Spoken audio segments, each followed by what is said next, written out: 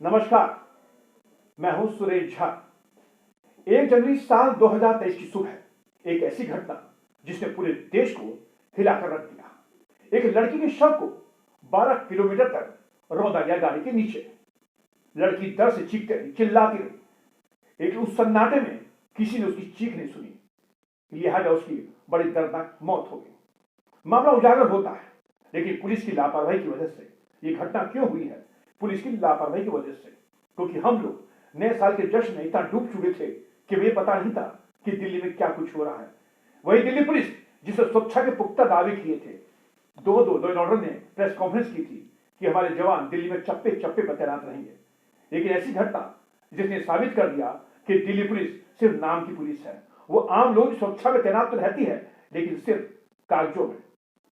इस घटना के बाद गृह मंत्रालय पर जिस तरह से दबाव बना, खासकर पीएमओ ने इस घटना को बड़ी गंभीरता से लिया, मामले की जांच करने के लिए कहा गृह मंत्रालय को।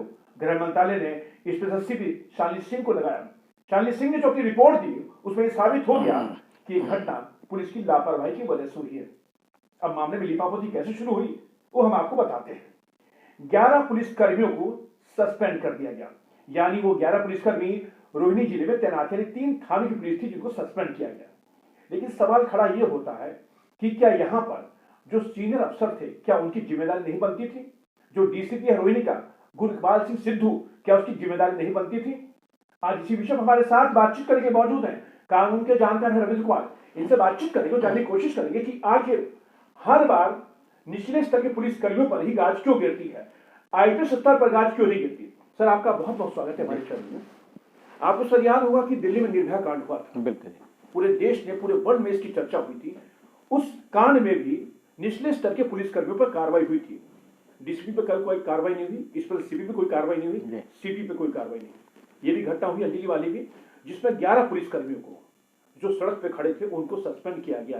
क्या डीसीपी जो थे रोहिणी के, गुरइकबाल सिंह सिद्धू, क्या उनकी कोई जिम्मेदारी नहीं बनती थी? क्या उनके खिलाफ कार्रवाई नहीं होनी चाहिए थी? वो क्या आईपीएस है इसलिए उनको सारे 10 खून माफ है उनको?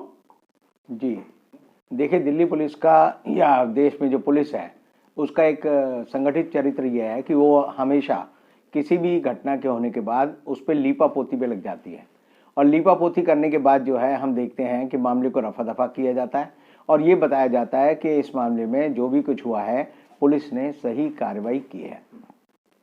ये जो 1 जनवरी 2023 की जो देश को हृदय विदारक घटना हुई, इसमें भी हम देखते हैं कि दिल्ली पुलिस के जो आईपीएस अधिकारी हैं, और आईपीएस क्या, आप देखिए कि किसी इंस्पेक्टर पे भी कोई कार्रवाई नहीं हुई है। कार्रवाई जिन पे हुई है वो सब इंस्पेक्टर हैं, असिस्टेंट सब इंस्पेक्टर हैं, हवलदार हैं और एक सिपाही है। तो एक तरह से ये सोची समझी साजिश के तहत ये है कि जनता को बताया जाए कि पुलिस ने कार्रवाई की है और पुलिस कर्मियों के खिलाफ भी कार्रवाई हुई है। लेकिन दरअसल जो लोग इस मामले में निर्णायक भूमिका निभाने वाले हैं, जिनके आदेशों पर दिल्ली पुलिस नाचती है, उनके खिलाफ कोई कार्रवाई नहीं की गई और उनको एक तरह से क्लीन चिट देने के लिए ही इन 11 लोगों को हटाया गया है, ताकि ये लोग जो है अपने इंक्वायरी के जांच के दायरे में फंसे रहें। और इसलिए इस मामले की जांच अगर आप चाहते हैं या जनता चाहती है कि आईपीएस अधिकारियों पे कार्रवाई हो, तो उसके लिए एक न्यायिक जांच होनी चाहिए। तभी कोई सुप्रीम कोर्ट का न्यायाधीश या हाई कोर्ट का न्यायाधीश अगर जांच करेगा तब ऐसे लोगों को सजा मिलेगी। मैं आपको याद दिलाना चाहूँगा कि हैदराबाद में इसी तरह एक लड़की के साथ बलात्कार के बाद कुछ लोगों को ये कहकर एनकाउंटर कर दिया था कि 5 लोगों का एनकाउंटर हो गया कि पुलिस ने उनको सही सजा दी।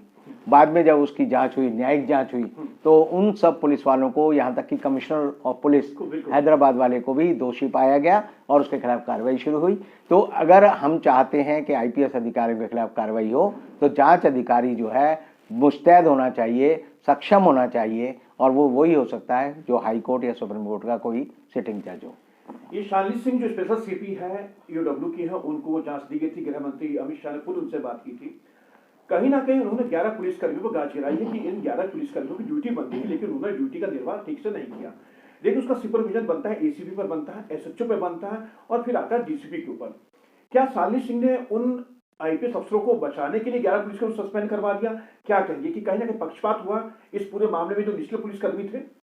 देखिए, एक फायर फाइटिंग मोड होता है कि आग लगी हुई है तो आप कैसे आग बुझाने की कोशिश करें। तो शालिनी सिंह की जो रिपोर्ट है, अगर मैंने पढ़ी नहीं है अभी, लेकिन अगर पढ़ी जाएगी तो पता लगेगा वो फायर फाइटिंग मोड में थी कि दिल्ली पुलिस की चमड़ी को कैसे बचाया जाए। और इसीलिए जिसे कहते हैं कि छोटे छोटे प्यादों पर तो गाज गिरी, लेकिन जो वजीर और बादशाह है उनको नहीं छुआ गया। और इसीलिए ये रिपोर्ट अपने आप में संदिग्ध है, क्योंकि शालिनी सिंह को एक तरह से ये भूमिका दी गई है कि वो बड़े अफसरों को बचाए। तो क्या लगता है कि निचले स्तर के पुलिसकर्मियों की जो कार्रवाई हुई, क्या उनमें एक भावना नहीं पैदा होगी कि कुछ भी अगर अच्छा काम होता तब भी उनको प्रताड़ित किया जाता, बुरा काम होता तब भी उनको प्रताड़ित किया, तो कहीं ना कहीं उनके अंदर एक हीन भावना पैदा नहीं होगी निचले स्तर के पुलिसकर्मियों में? देखिए, जो आम जिसे हम यूनिफॉर्म फोर्सेस कहते हैं, उनमें जो निचले स्तर के अधिकारी होते हैं, चाहे वो सेना में हो या पुलिस में हो या पैरामिलिट्री फोर्सेस में हो, हर जगह आप देखेंगे कि निचले अधिकारियों की कोई सुनवाई कहीं नहीं होती। उनको एक मौका सिर्फ अदालत में मिलता है, और अदालत में भी अगर जज बहुत ज़्यादा बेहतरीन हुआ या उसका वकील सक्षम हुआ तब तो वो बात आगे से बढ़ पाती है। अन्यथा हमने देखा है कि हिंदुस्तान में जैसे घास होती है कि उसका एक ही नसीब होता है कि उसे दबाया जाए, कुचला जाए, तो वही हाल जो है निचले स्तर के जो पुलिस अधिकारी हैं उनके साथ ये होता है। चलिए साहब का बहुत बहुत धन्यवाद। ये थे कानून के जानकर अनिल कुमार जो हमारे साथ बात कर रहे थे। 1.25 लाख की फोर्स है दिल्ली पुलिस की, और काम करने वाले जो होते हैं पुलिसकर्मी निचले स्तर के पुलिसकर्मी होते हैं, जो काम करते हैं, जो सड़कों पर तैनात होते हैं, वो पुलिसकर्मी होते हैं जिनकी ड्यूटी दी जाती है कि आपको काम करना है। लेकिन जवाबदेही बनती है एसएचओ की भी, क्योंकि आप थाने के एसएचओ हैं, मुखिया हैं थाने की। एसीपी की जिम्मेदारी बनती है, डीसीपी की जिम्मेदारी बनती है।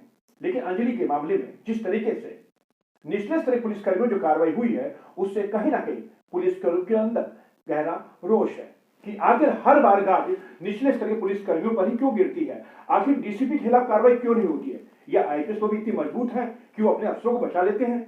तो कहीं ना कहीं इसका जवाब गृह मंत्रालय को और पुलिस कमिश्नर को देना ही होगा। लेकिन जिस तरीके से इस पूरे मामले में जो कार्रवाई हुई है, उससे साबित होता है कि पुलिस की लापरवाही आम लोगों के लिए जान का जोखिम बन जाती है। कैमरा हेमंत के साथ सुरेश झा, न्यूज़ नेट भारत, दिल्ली।